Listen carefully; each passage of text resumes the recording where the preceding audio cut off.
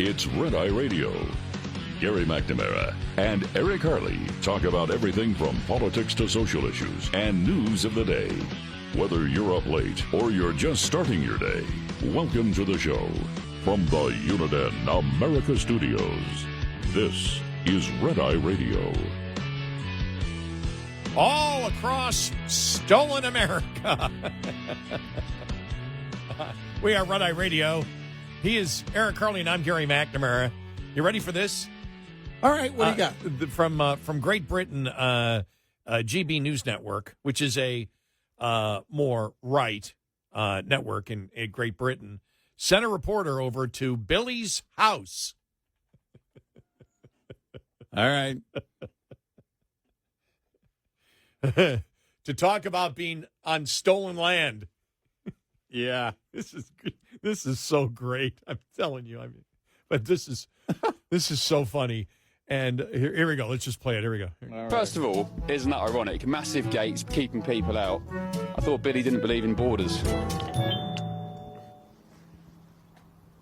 Well, according to the driveway, Billy does believe in borders. She believes in massive gates keeping people out. A couple of cameras up there as well. The lights are on, so somebody must be home. Let us in, please, Billy. We are here because this is stolen land, Billy, and we think we should be given access to your quite lovely $3 million mansion. And such is Billy's concern for security and privacy. It's surrounded by pretty decent security fencing. Very nice indeed. Massive security hedges as well.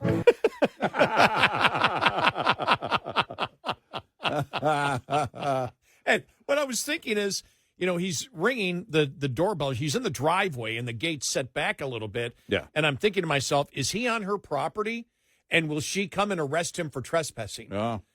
Oh, my God. That would have been the greatest. Oh, yeah. You're trespassing on my property. Yeah, right. It's stolen land. It's not your property. So she's really between a rock and a hard place. Yeah. She can't do anything. Nope. Oh, my gosh. I wonder what her PR people are doing right now. Taking a long vacation.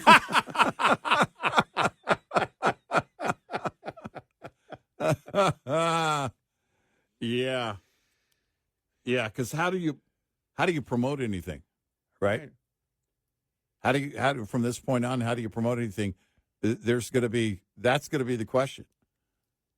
You sit down at a press junket to promote something, all of a sudden, there will just be an endless list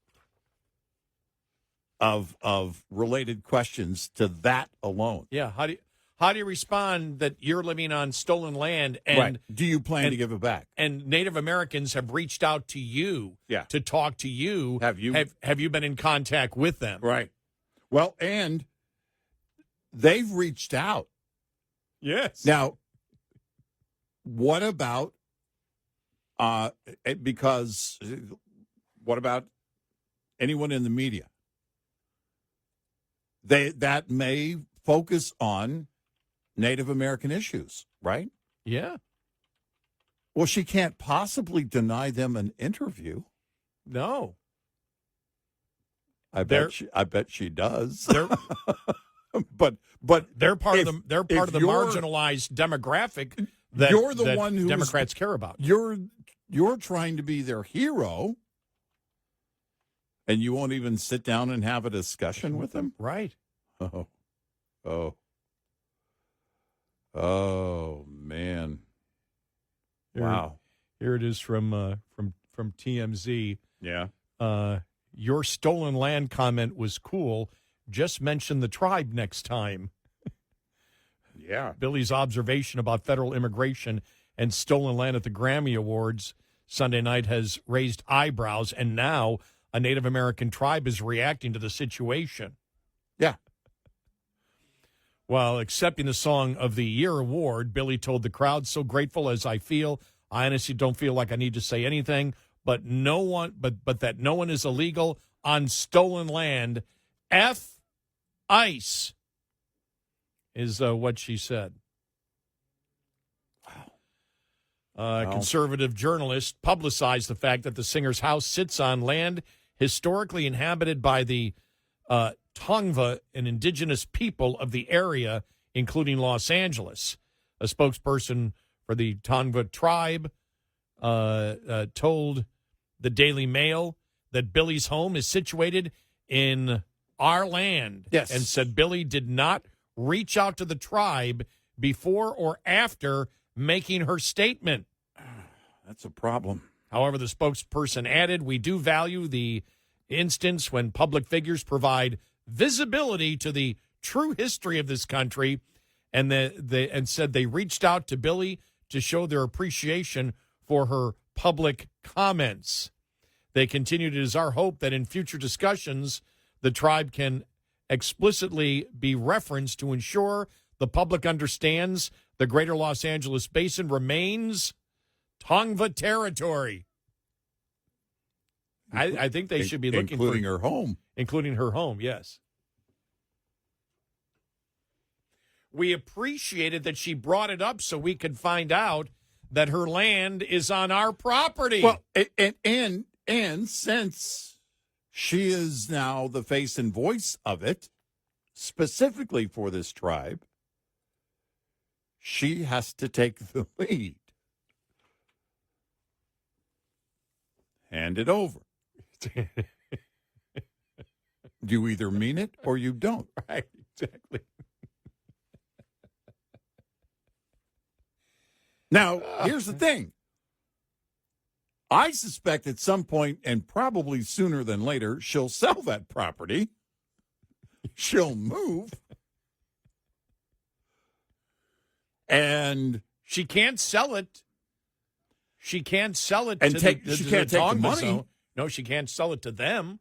Right. But if she sells it, she she can't makes sell money. it to them, and she can't sell it to anybody else and take the money. Right, 'cause the she money makes- goes to them. It's Right. stolen. It's Because she, that's right. her claim.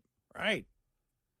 So if she bought the house for $3 million and sells it for a profit of $5 million, she's making a profit on stolen land. Do they have a lawsuit? I mean, you have to ask the question. She's the one that made the claim it was stolen. Which just proves that just because you can sing, or in other instances, act, you know, the Golden Globes, the Grammys, the Academy Award, all of this, and stupid statements will be made. Just because people can act and sing does not mean they actually have a critical thinking brain on top of their neck. I mean, she has to give it back. It's the only choice. Her concerts, I love it. Everybody screaming, "Give it back! Give it back!" Well, she's performing on stolen land. It's Yeah, all she's- stolen land. Right? Yes. She's making money on stolen land? I think what's going to happen is I think she's going to come out and she will make a donation to the, I don't know, the Tongva Foundation. Yeah, all right. For that, I well- guarantee that's what she'll have to do. Well, unless it's the equal amount of the value of the home, it's not going to do it. With interest. With interest. Wow. Yeah. Okay. Did you see? This is fascinating. Speaking about because one thing I thought of, don't they should check the internet. Don't they know the internet exists, you know, for Billie there, because somebody's going to go on the internet and see if where your house is, and whether it's on stolen land. So before you make statements like this, where you're the complete focus of that issue for that day, you should actually do a little bit of research to make sure it doesn't come back and bite you. Right. Right? But we've always said, don't Well, they know? because the claim is, the entire country is stolen land. Yes, exactly. There's actually maps you can go to. NPR did one, shockingly. They did one. All right. Here's all the indigenous lands. Here's the ancestral land in a map. Now, there's layers because it changed. Even before it became the United States, it was changing Right. because tribes would battle each other for territory. Right. Native Americans were living on stolen land. Yes, they were battling. Yes. Everybody has been, in fact, since the beginning of time, battling for territory. Yes. But if that is your cause, and you're a musician or someone in Hollywood, somebody famous, and you're doing this whole virtue signaling thing for your cause, do you not think that through? Because not only are you living on it and you have property that you think you own, but you don't, by your own standard, you're also making money all over the country by doing shows on other stolen land. Yes. Oh, this just gets worse and worse because not only does she owe this tribe the money for her property, she owes any money she's made from touring. And we believe to there's any of the tribes who right. owned that land by her claim that was stolen. And since she lives in California, tack on a millionaire's tax. Right. Exactly. And if wherever she performs, she must pay 10%, because with the millionaire's tax they want to do in California, what? Was it 9.9%? Was that California or Seattle? Might have been Seattle. Yeah, maybe. Yeah, it's Seattle that wants to do the 9.9%. Yeah. But they want to do it in California anyway, if they could get away Right. with the billionaire wealth taxes. Well, the billionaire wealth tax, where you already got people leaving. Right. But so where a performance tax, wherever she goes and sings on stolen land, she's got to pay 10% of everything that she earns in the future, because anywhere in America, anywhere in Mexico, anywhere in Europe, anywhere. No, the map included that I saw at NPR yesterday, because I had to look it up because of the whole Billie Eilish thing. I was like, well, there has to be, right? The ancestral map. And that's what I did. Ancestral land map. I just put that in, all of a sudden NPR. Well, wondering if you live on stolen land or whatever, here, this map will show you. And it's like, okay. And I went and I looked, and again, it's got a ton of layers because that territory changed. Mm-hmm. But it also includes Canada. Guess what? Yeah. Mexico, too. Mexico, yeah, of course. I didn't expand it out to go to other parts of the world. I don't know if they did a global version. I got to be honest with you. I didn't expand it that much. I just basically looked at North America. But, yeah, it would be all over. And so we've always asked the question, don't they know the Internet exists? And I saw this story yesterday. Did you see in Iran how much money they're losing because they shut down the Internet? Yeah. I completely forgot. I knew they shut down the Internet, but it didn't hit for me for some reason. Oh, wait a minute. I forgot the money that it costs. $1.56 million every hour the Internet is off in Iran. Wow. Like over 37 million a day. Wow. Like $13 billion a year. And to shut it down, the immediate cost was like, I don't know, another billion. And then because they have been throttling it down last year, I'll have the figures coming up next because it's fascinating. I went, whoa, wow. That's a lot of money every day that's hurting the economy. And also we'll talk about Iran too coming up and what may happen next.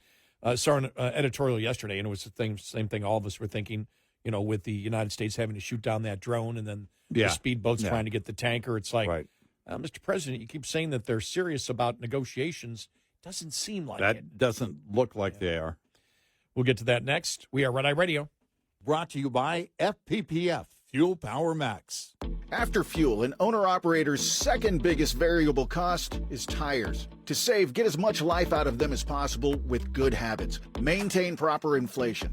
It's free and easy, yet it's the highest saving maintenance you can perform on the truck. Improper inflation is by far the greatest reason tires fail early. Perform routine maintenance. If a technician can by hand initiate irregular movements in tie rod ends, kingpins, wheel bearings, and torque rods, that spells trouble. Fight irregular wear by replacing suspension components. On the steer axle, change your shocks at least as often as you change your tires. On the drive axle, replace shocks halfway through the tire's life, and when the tires are changed too. Finally, employ good driving habits. You have full control here. More conservative driving over rough surfaces helps reduce wear. Speeding, hard braking, curbing, and tight turns cause tires to wear fast. On the other hand, steady acceleration, braking, and steering can extend the life, saving a bundle. Owner-Operator Business 101 is provided by Overdrive's Partners in Business program. Go to overdriveonline.com to the Partners in Business section on the website for more details on this and many other topics. Brought to you by Shell Rotella. With advanced synthetic technology is designed to help keep your rig running with more mileage and less maintenance. Lines open for your calls. 866-90-RED-EYE on Red Eye Radio.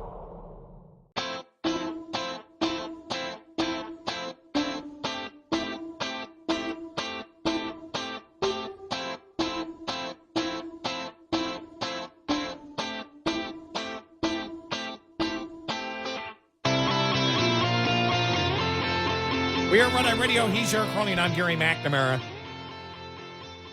There it is. Iran bleeds 1.56 million every hour from internet blackout. Restrictions amid economic crisis. Iran is losing an estimated 1.56 million every hour. Wow. Because of the state-imposed internet blackout, draining the economy and disrupting life for more than 90 million people, according to an internet privacy analyst. The prolonged disruptions originated amid spiraling protests through January, with losses he claimed were continuing even after partial internet was restored. The current blackout is costing Iran an estimated $37.4 million a day, said Simon Migolano, head of the research at Privacy Co. Privacy Co. is what they are. Told Fox News Digital the full internet blackout itself cost more than $780 million, and the subsequent strict filtering continues to have significant additional economic impact.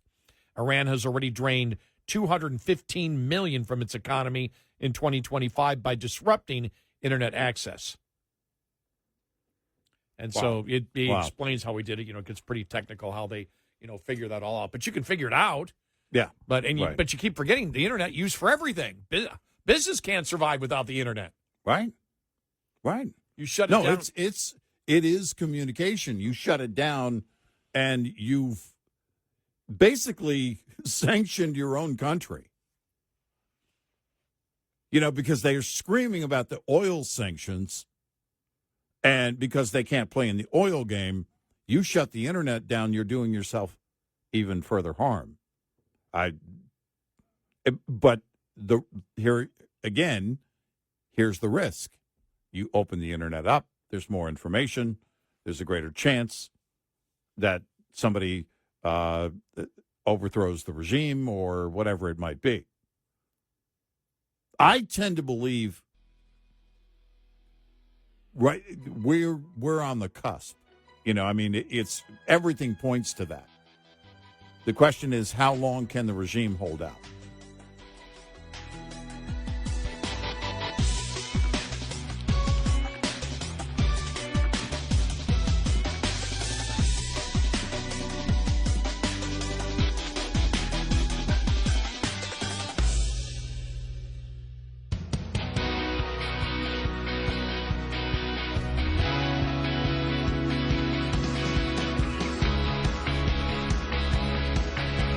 On our website, RedEyeRadioshow.com. Show info with stations, podcasts, and more. Red Eye Radio.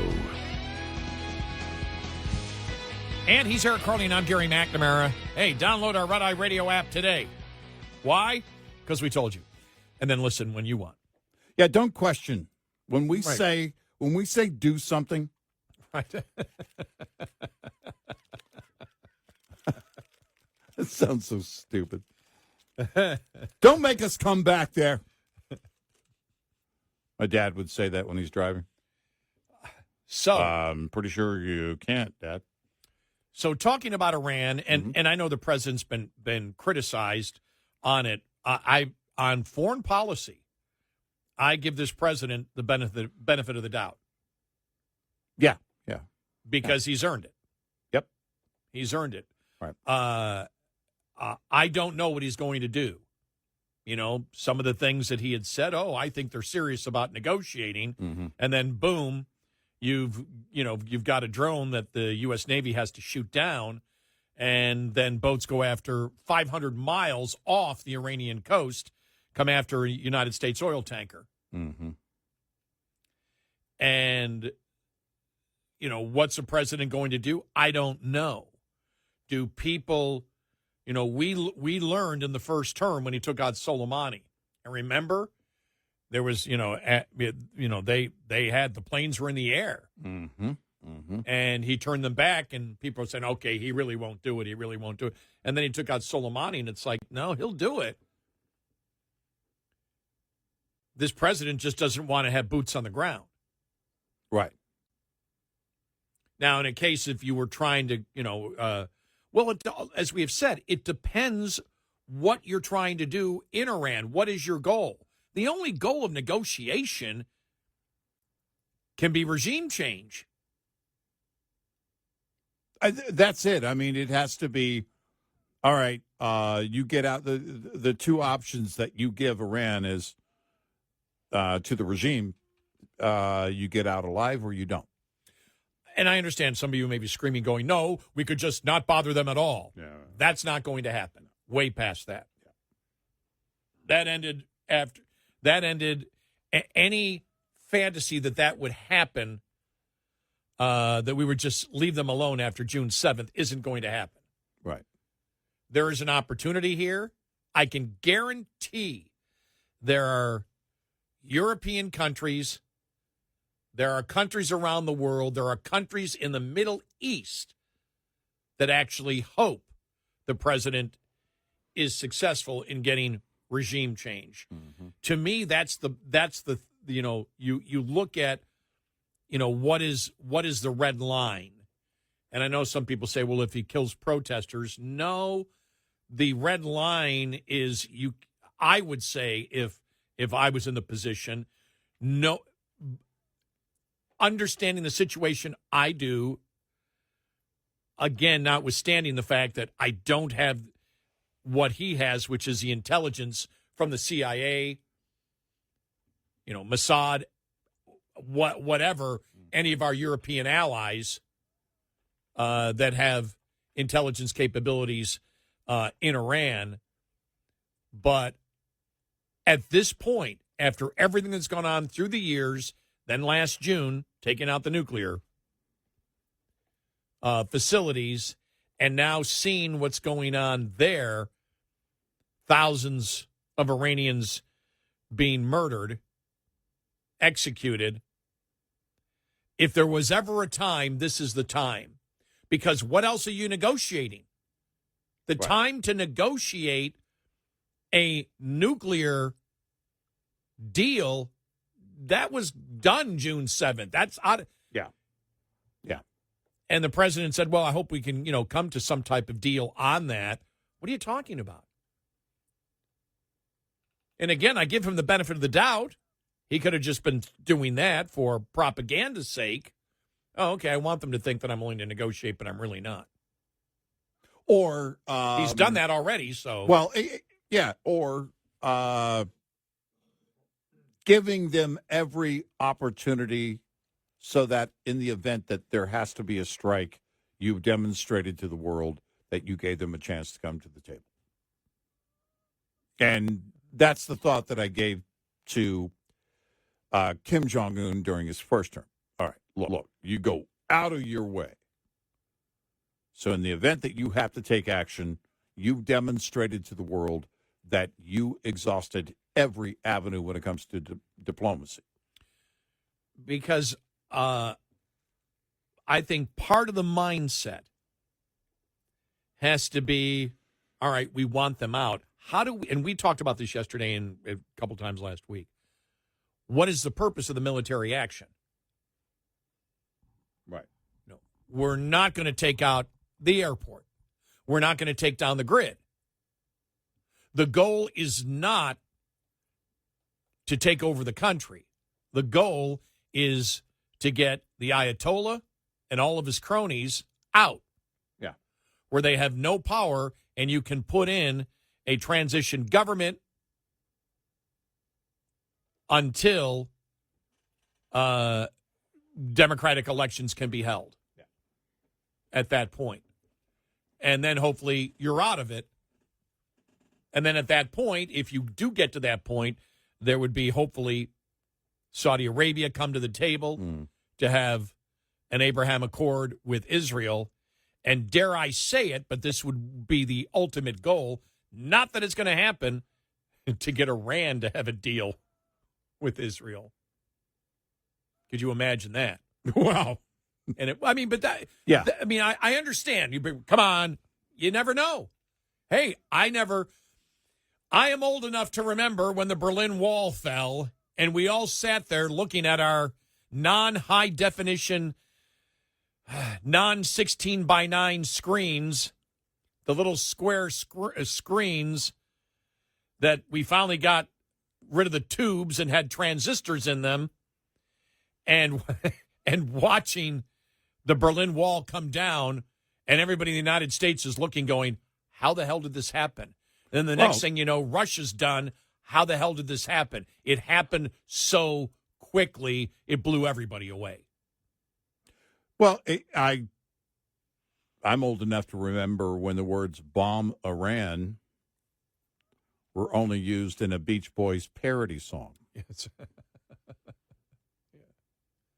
Because the thought of bombing Iran, their nuclear site, which Trump did, if you're old enough and you lived through all of that, it's never going to happen. I mean, it just became like a myth or a joke. And so you look at the possibilities of what you're negotiating, because that's not being talked about. What's the negotiation points? Now, of course, I'm not going to tell you what they are, and the president shouldn't do it. But when you look at it, the choices have to be, you get out and we give you sanctuary somewhere. You and your cronies get sanctuary.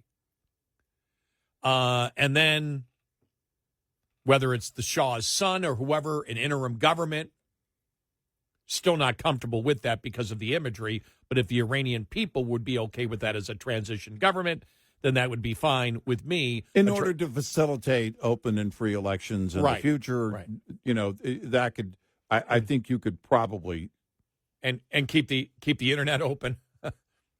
Yeah. Yeah, you probably could do that. Right. Because if you go to war, what's the goal of the war? Right. It's either to kill everybody in charge, or, which again is very specific strikes. And you're talking about a number of people. Now, can they do it? Probably. They could be 70, 80, 90% successful to get and kill who they want. Or would they sit there and say, it's not what we prefer to do. If we're going to go to war, we capture them and hand them over to the Iranian people to be tried. How you facilitate that and how dangerous is that to American forces? Unless you could convince Israel to use ground forces to do that. Right. To use their special forces to do it. Right. Those are, I don't know what other choice, because you're not going to bomb the infrastructure. You're not going to punish the Iranian people. So when you say, and this is the thing about our society and our media, you don't hear the talk, okay, what's a negotiation about? It's like, negotiation or we're coming after you. What the hell does that mean? Now, they didn't say it. I'm saying that's what people are saying. That, that's the media, whatever. Yeah, right. Well, if the negotiations don't work, then you have to go after them. Well, what does that mean specifically? Yeah. Because the minutia of what you do in a military action matters. Yeah, sure. And so what are our capabilities? Well, the fact that we could get Maduro and his wife out and not lose an American soldier. Wow. Yeah. Yeah. I mean, that was... Well, and here's the question, too, with the Ayatollah. If it comes to that, if we're talking about an agreement with him and all of his loyalists, I think it would be a pretty big ask of any nation. I have no idea. Maybe Russia would do it. We've already heard that the Ayatollah would want to go to Russia with his family. But if all the mullahs, and if we're talking about roughly 1,000 people or something, then taking on, I mean, that's a community. That's a small town in West Texas. That's 3 small towns in West Texas. Mm-hmm. And so you're looking at having then at that point to set up some kind of infrastructure. That's a community. That's a very different type of task. But if they're all willing to go to different places, basically all around the world, is it more of an extraction, or because you're going to have to ensure that they indeed are gone? And then there's one more other scenario. You allow them to stay. I'm putting that out as a scenario. But relinquish power. No, but they promise not to do things.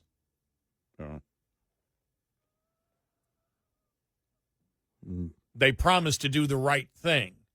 I'm just saying that I don't see that scenario working.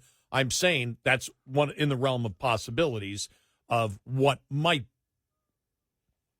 be being discussed. Right. But we don't know. Yeah. And the media really isn't, doesn't have a lot of curiosity in the United States about, well, what would you precisely do? What would be the goal? Is the goal to get rid of them? Is the goal to make a deal with them? Do you think you can trust them?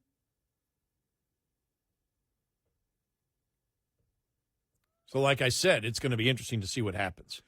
Yeah, it will be. But it doesn't seem like they're in the negotiating mood. Well, no.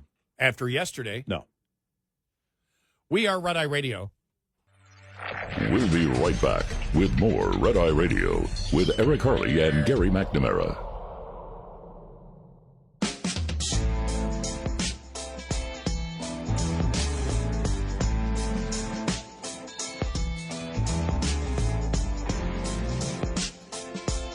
We are Red Eye Radio. He's Eric Harley, and I'm Gary McNamara.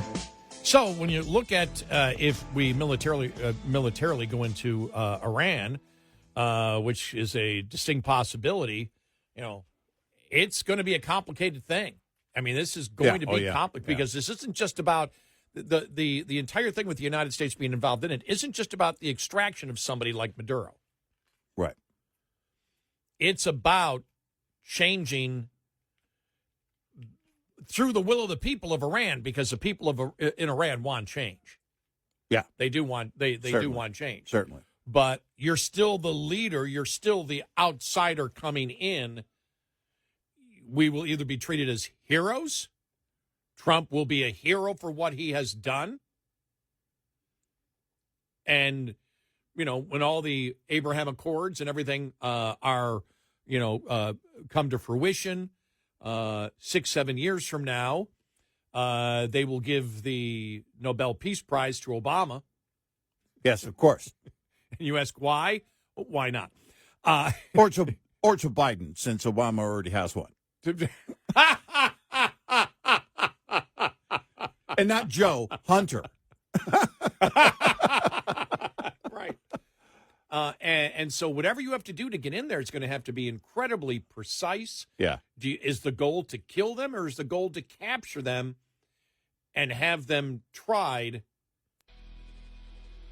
in an Iranian court in the future? Yeah.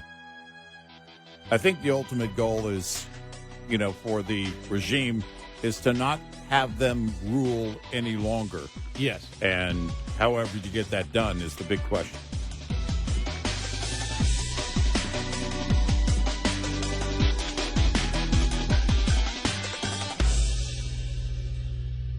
This is Red Eye Radio on Westwood One.